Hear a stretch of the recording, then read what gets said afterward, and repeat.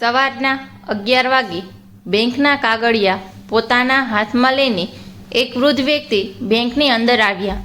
એમણે ખૂબ જ સાદા કપડાં પહેર્યા હતા. એટલે અંદર આવતા જ ત્યાં હાજર રહેલા તમામ ગ્રાહકો અને બેંકના કર્મચારીઓ તેમની વિચિત્ર નજરેથી જોવા લાગ્યા. એ વૃદ્ધ વ્યક્તિનું નામ ચીમનભાઈ હતું. એમના એક હાથમાં લાકડી હતી અને બીજા હાથમાં બેંકના કાગળ હતા. ચીમનભાઈ ધીમે ધીમે બેંકના કાઉન્ટર તરફ જવા લાગ્યા, જ્યાં એક મહિલા ગ્રાહકોને મદદ કરવા માટે બેઠી હતી. એ મહિલાનું નામ રીટા હતું. ચીમનભાઈ ધીમે ધીમે રીટા પાસે ગયા.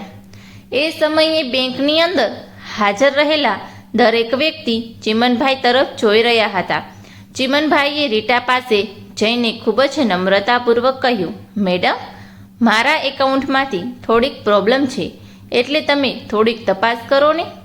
આવું કહીને તેમણે પોતાની પાસે રાખેલા બધા જ કાગળો રીટાને આપ્યા. ત્યારે રીટાએ ચીમનભાઈ તરફ જોયું અને એમને જજ કરવા લાગી.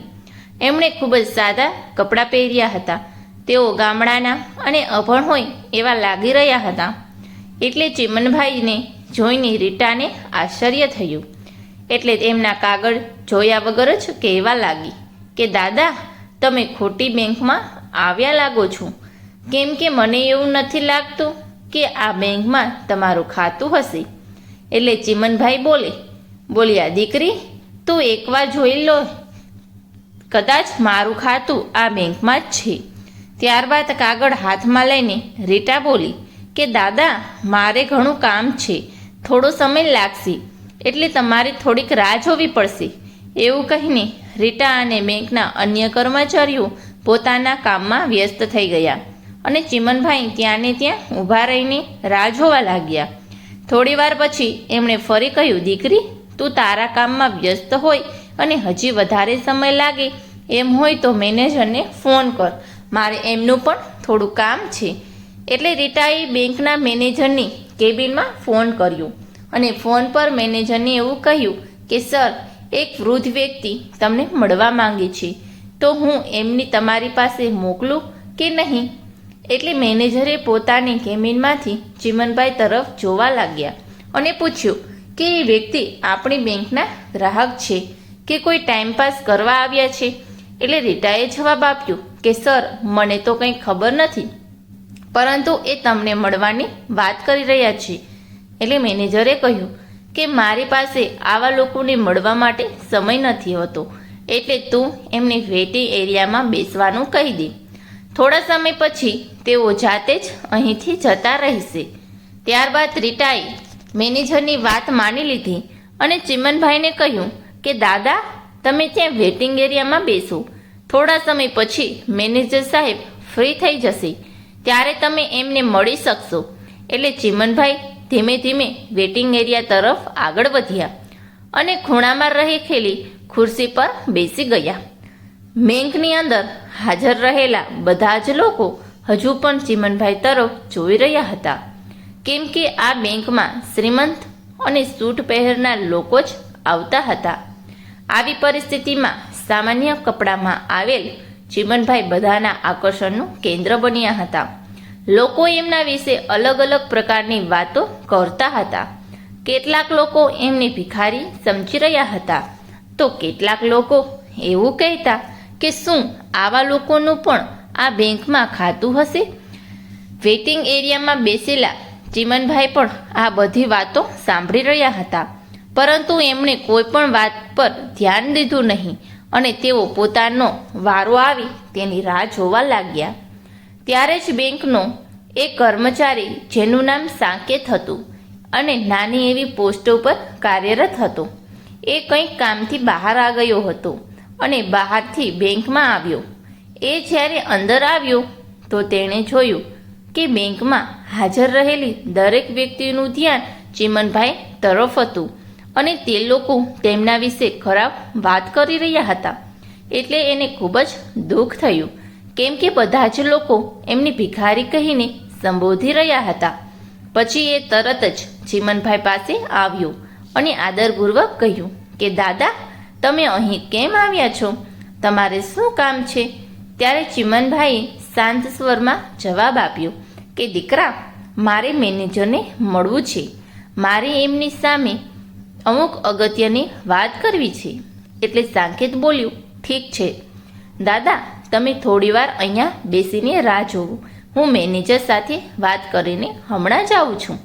ત્યારબાદ સાંકેત સીધો જ મેનેજરની કેબિનમાં ગયો અને એવું કહ્યું કે સર, પેલા વૃદ્ધ દાદા વેઇટિંગ એરિયામાં બેઠા છે અને બધા જ લોકો એમના વિશે ખરાબ વાતો કરી રહ્યા છે. પરંતુ મને તો એવું લાગે છે કે આપણે એમની મદદ કરવી જોઈએ. સાંકેતની વાત સાંભળીને મેનેજરે જવાબ આપ્યો કે હું જાણું છું અને મેં જ એમને ત્યાં બેસવાનું કહ્યું હતું. અને આમ પણ એ કોઈ ખાસ વ્યક્તિ નથી કે એમને હું મારી કેબિનમાં બોલાવું. તું અત્યારે તારું કામ પૂરું કર. એટલે મેનેજરની વાત સાંભળીને સાંકેત પોતાના કામમાં લાગી ગયું. થોડીવાર વેઇટિંગ એરિયામાં બેઠા પછી ચિમનભાઈએ જોયું કે ઘણો સમય વીતી ગયો હતો. લગભગ 1 કલાક સુધી ધીરજ રાખ્યા પછી તેઓ પોતાની જગ્યાએથી ઊભા થયા અને મેનેજરની કેબિન તરફ જવા લાગ્યા. ત્યારે મેનેજરે જોયું કે તે વૃદ્ધ વ્યક્તિ મારી કેબિન તરફ આવી રહ્યો છે. એટલે એ તરત જ પોતાની કેબિનમાંથી બહાર આવ્યો અને એ વૃદ્ધ માણસ એટલે કે ચિમનભાઈ સામે આવીને ઊભો રહી ગયો અને કહેવા લાગ્યો કે બોલો દાદા, તમારે શું કામ છે?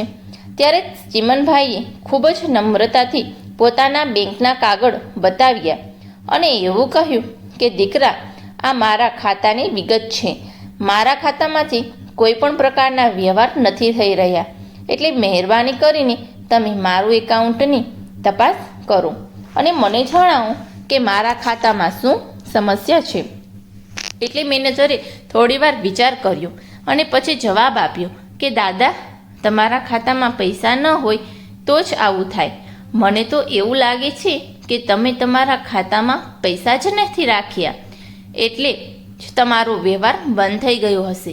એટલે ચિમનભાઈએ શાંત સ્વરમાં કહ્યું કે દીકરા, પહેલાં એકવાર મારું એકાઉન્ટ ચેક તો કરી લો, ત્યાર પછી મને કહેજો.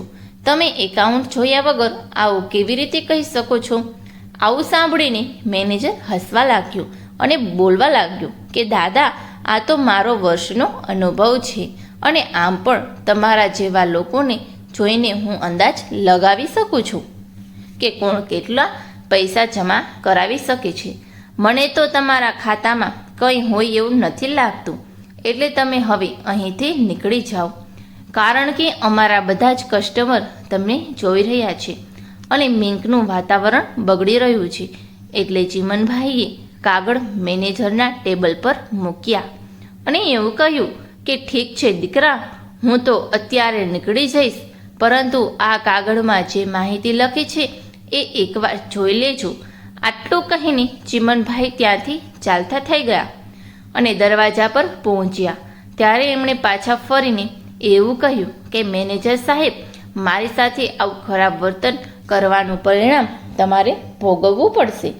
આટલું કહીને ચિમનભાઈ બેંકના મુખ્ય ગેટથી બહાર નીકળી ગયા અને ત્યાંથી ધીમે ધીમે પોતાની ગાડી તરફ ચાલવા લાગ્યા.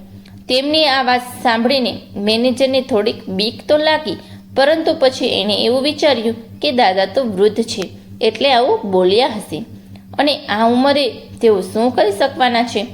આવું વિચારીને મેનેજર પોતાના કામમાં લાગી ગયો. અહીં ટેબલ પર પડેલા કાગળ જેમાં એ વૃદ્ધ વ્યક્તિના બેંકની વિગત હતી, આ બધું સાંકેતના ધ્યાન પર આવ્યું અને સાંકેત કાગળ ત્યાંથી લઈ લીધા. પછી તેણે એના કોમ્પ્યુટરના સર્વરમાં લોગિન કરીને એ કાગળમાં આપેલી માહિતીના આધારે તપાસ કરવાનું શરૂ કર્યું. એણે ચિમનભાઈના એકાઉન્ટના જૂના રેકોર્ડની તપાસ કરી તો એ આશ્ચર્યચકિત રહી ગયું, કેમ કે એને એ જાણવા મળ્યું હતું કે આ વૃદ્ધ વ્યક્તિ બીજું કોઈ નહીં પરંતુ આ બેંકના માલિક હતા, કેમ કે બેંકના મોટાભાગના શેર એમના નામે હતા. આવી બધી માહિતી મળ્યા બાદ સાંકેતે ધ્યાનપૂર્વક બધી વિગત વાંચવાનું શરૂ કર્યું તો એને ખાતરી થઈ ગઈ કે આ વૃદ્ધ વ્યક્તિ જ બેંકના માલિક હતા. ત્યારબાદ એણે રિપોર્ટની એક નકલ કાઢી અને એ નકલ લઈને સીધું જ બેંક મેનેજરની ઓફિસ તરફ આગળ વધ્યું. એ સમયે મેનેજર કોઈ શ્રીમંત ગ્રાહક સાથે વાત કરી રહ્યો હતો અને કોઈ નવી યોજના વિશે સમજાવી રહ્યો હતો. ત્યારે સાકેત મેનેજરની ઓફિસમાં આવ્યો. એટલે મેનેજરે ઈશારાથી પૂછ્યું, તું કેમ આવ્યો છો?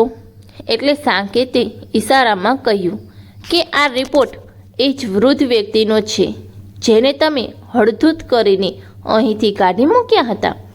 સાકેતે ખૂબ નમ્રતાથી કહ્યું કે સર, તમે એકવાર આ રિપોર્ટ જોશો તો સારું રહેશે.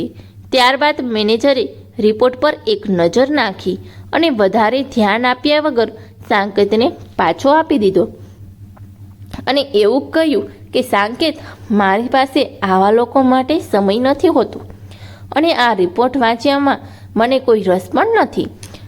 ત્યારે સાકેત કે તે રિપોર્ટ પાછો લીધો અને પોતાનું કામ શરૂ કર્યું. હવે બેંકનું વાતાવરણ પણ સામાન્ય થઈ ગયું અને બધા જ લોકો પોતપોતાના કામમાં વ્યસ્ત થઈ ગયા. ધીમે ધીમે સાંજ પડી અને દિવસ પૂરો થવા આવ્યો. બીજા દિવસે સવારે ચીમનભાઈ ફરીથી એ જ સમયે બેંકમાં આવ્યા. આજે એમની સાથે એક અન્ય વ્યક્તિ પણ હતો અને તે વ્યક્તિ સંપૂર્ણપણે સૂટ બૂટમાં હતો. તેઓ બેંકમાં આવ્યા એટલે બધા જ લોકોની નજર તેમના તરફ ગઈ. પછી ચીમનભાઈ મેનેજરને ઈશારાથી પોતાની તરફ બોલાવ્યો એટલે મેનેજર ગભરાઈને પોતાની કેબિનમાંથી બહાર આવ્યો અને એમની સામે ઊભો રહી ગયો. ત્યારે ચીમનભાઈએ મેનેજરને એવું કહ્યું કે મેનેજર સાહેબ, મેં તમને કહ્યું હતું ને કે તમારા આવા વ્યવહારના લીધે તમને તકલીફ પડશે. ગઈકાલે તમે મારી સાથે જેવું વર્તન કર્યું હતું એવું વર્તન કોઈ પણ વ્યક્તિ માટે અસહ્ય હતું. એટલે હવે તમે તમારી સજા ભોગવવા માટે તૈયાર થઈ જાઓ. આવું સાંભળીને મેનેજર થોડો ગભરાઈ ગયું, પરંતુ એ વિચારવા લાગ્યું કે આખરે આ વૃદ્ધ વ્યક્તિ મને શું સજા આપવાના છે. પછી ચીમનભાઈ બોલ્યા કે મેનેજર સાહેબ, તમને આજથી આ બેંકના મેનેજરના પદ ઉપરથી હટાવવામાં આવ્યા છે અને તમારી જગ્યાએ આ જ બેંકમાં કામ કરી રહેલા સાકેતને મેનેજર બનાવવામાં આવ્યો છે. એટલે હવે તમારે અહીંયા નોકરી કરવી હોય તો એક સામાન્ય કર્મચારી તરીકે કામ કરવું પડશે. આવું સાંભળીને મેનેજર સ્તબ્ધ થઈ ગયું અને ગુસ્સો કરીને કહેવા લાગ્યું કે મને આવી રીતે મેનેજરના પદ ઉપરથી દૂર કરવાવાળા તમે કોણ છો? ત્યારે ચીમનભાઈએ શાંત સ્વરે જવાબ આપ્યો કે હું એક રીતે આ બેંકનો માલિક છું, કેમ કે આ બેંકના 60% શેર મારા નામે છે. એટલે કદાચ હું ઈચ્છું ને તો હું તમને હટાવી પણ શકું છું અને તમારી જગ્યાએ બીજાને બેસાડી પણ શકું છું. આવું સાંભળીને બેંકમાં હાજર રહેલા તમામ કર્મચારીઓ અને ગ્રાહકોએ જેઓ ગઈકાલે પણ બેંકમાં હાજર હતા અને આજે પણ હાજર હતા, તેઓ આશ્ચર્યચકિત થઈ ગયા અને બધાની આંખો ચીમનભાઈની જોતી રહી ગઈ. ત્યાર પછી ચીમનભાઈની સાથે આવેલ વ્યક્તિ એની બેગ ખોલી અને એમાંથી એક કાગળ કાઢ્યું. આ કાગળ સાકેતના પ્રમોશનનો હતો, જેમાં એને બેંક મેનેજર બનાવવાનો ઓર્ડર લખવામાં આવ્યો હતો. ત્યારબાદ એ વ્યક્તિએ બીજો પત્ર કાઢ્યો અને મેનેજરને આપ્યો અને એવું કહ્યું કે આજથી તમારી બેંકના સામાન્ય કર્મચારી તરીકે કામ કરવું હોય તો કરી શકો છો, પરંતુ હવે આ બેંકના મેનેજર પદ ઉપરથી તમને હટાવવામાં આવ્યા છે. આવું સાંભળીને મેનેજર ડરી ગયો અને એના શરીરે પરસેવો વળી ગયો. એટલે તરત જ ચીમનભાઈ પાસે માફી માગવા લાગ્યો. પરંતુ ચીમનભાઈએ એવું કહ્યું કે મેનેજર સાહેબ, તમે શા માટે માફી માંગી રહ્યા છો અને હું તમને શા માટે માફ કરું? તમે મારી સાથે જેવી રીતે ખરાબ વર્તન કર્યું હતું એ આ બેંકના નિયમ વિરુદ્ધ હતું. શું તમે ક્યારેય બેંકના નિયમો વાંચ્યા છે? આ બેંકનો એક નિયમ છે કે અહીંયા ગરીબ અને પૈસાદાર વચ્ચે કોઈ પણ પ્રકારનો ભેદભાવ રાખવામાં નહીં આવે. ચીમનભાઈએ આગળ કહ્યું કે આ બેંકની સ્થાપના મારા દ્વારા કરવામાં આવી હતી અને મેં તો પહેલાંથી જ સ્પષ્ટતા કરી હતી કે આ બેંકમાં કોઈ પણ વ્યક્તિ સાથે ક્યારેય ભેદભાવ કરવામાં નહીં આવે. જો કોઈ કર્મચારી આવું કરશે તો એની સાથે કડકમાં કડક કાર્યવાહી કરવામાં આવશે. પછી ચીમનભાઈએ કડક અવાજે કહ્યું કે હું તમારા પર દયા કરી રહ્યો છું અને તમને કામ કરવા માટે સક્ષમ છોડી રહ્યો છું. અન્યથા હું તમને મારી બેંકમાંથી પણ દૂર કરી શકું છું. ત્યાર પછી ચીમનભાઈ આગળ બોલ્યા કે આ સાકેત જે આપણી બેંકમાં કામ કરતો હતો, જેની પાસે કંઈ ન હોવા છતાં પણ એણે આવીને મને પૂછ્યું હતું અને મને મદદ કરવાનો પ્રયાસ કર્યો હતો, એટલે એ જ મેનેજરના પદને લાયક છે. કારણ કે એ ગ્રાહકોની સારી રીતે સમજી શકે છે. એ ગ્રાહકોના કપડાં જોઈને જજ નથી કરતો. ત્યારબાદ ચીમનભાઈએ રીટાને બોલાવીને ઠપકો આપ્યો અને એવું કહ્યું કે જો હું અહીંયા આવ્યો ત્યારે તમે મને મદદ કરી દીધી હોત તો મારે મેનેજર પાસે જવાની ફરજ ન પડી હોત. એટલે આજ પછી આ વાતનું ધ્યાન રાખજો કે કોઈ પણ વ્યક્તિ બેંકની અંદર આવે તો એને એના કપડાં જોઈને પારખવાની ભૂલ ન કરતા, પરંતુ એની સમસ્યા સમજવાની કોશિશ કરજો અને શાંતિથી સમાધાન કરજો. કદાચ તમે મને યોગ્ય રીતે સાંભળ્યો હોત તો મારે મેનેજર પાસે જવાની ફરજ ન પડી હોત અને મારું અપમાન ન થયું હોત. ત્યારે રીટાએ હાથ જોડીને માફી માંગી અને એવું કહ્યું કે સાહેબ, મને માફ કરો, મેં ખૂબ મોટી ભૂલ કરી છે, પરંતુ હવે હું તમને વચન આપું છું કે આવી ભૂલ ક્યારે નહીં કરું. ત્યાર પછી ચીમનભાઈ ત્યાંથી જવા માટે નીકળી ગયા, પરંતુ જતી વખતે એમણે બધા જ કર્મચારીઓને એવું કહ્યું કે તમારે સાકેત પાસેથી ઘણું બધું શીખવાની જરૂર છે અને તમે એની પાસેથી જેટલું શીખી શકો એટલું શીખવાની કોશિશ કરજો. એ જ તમારા ભવિષ્ય માટે સારું રહેશે. અને હું પણ સમય સમય પર મારા માણસોને અહીંયા મોકલતો રહીશ, જે તમારા વર્તનમાં સુધારો લાવવામાં મદદ કરશે. આટલું કહીને ચીમનભાઈ ત્યાંથી નીકળી ગયા અને એમના ગયા બાદ બેંકનું વાતાવરણ સંપૂર્ણપણે બદલાઈ ગયું. બધા જ કર્મચારીઓ વિચારવા લાગ્યા કે હવે અમારે યોગ્ય રીતે કામ કરવું પડશે, નહીંતર આવનારા સમયમાં આપણો પણ વારો આવી શકે છે. ચીમનભાઈની આવી કકડાઈને સમગ્ર વિસ્તારમાં ચર્ચાનો વિષય બની ગઈ હતી. મોટા ભાગના માલિકો એની બેંકો ખોલીને જ જતા રહે છે અને સંચાલકો અથવા તો કર્મચારીઓ પાછળથી શું કરી રહ્યા છે એનાથી એમને કોઈ ફરક નથી પડતો. પરંતુ ચીમનભાઈએ માત્ર પોતાની ફરજ નિભાવી એટલું જ નહીં, પરંતુ બેંક કર્મચારીઓને પણ એક પાઠ ભણાવી દીધો હતો. તો મિત્રો, ચીમનભાઈ અને સાકેત વિશે તમારો શું અભિપ્રાય છે? આ બંને લોકો વિશે તમે શું વિચારો છો? તમારો અભિપ્રાય કોમેન્ટ બોક્સમાં લખીને જરૂરથી જણાવજો. તો મિત્રો, વાર્તા પસંદ આવી હોય તો અમારી ગુજરાતી સ્ટોરી ચેનલને લાઈક અને સબસ્ક્રાઈબ જરૂરથી કરી દેજો, જેથી કરીને અમારા વિડીયોની માહિતી તમને મળતી રહે. તો ફરી મળીશું એક નવી વાર્તા સાથે. ત્યાં સુધી આપ સૌને જય શ્રી કૃષ્ણ. રાધે રાધે.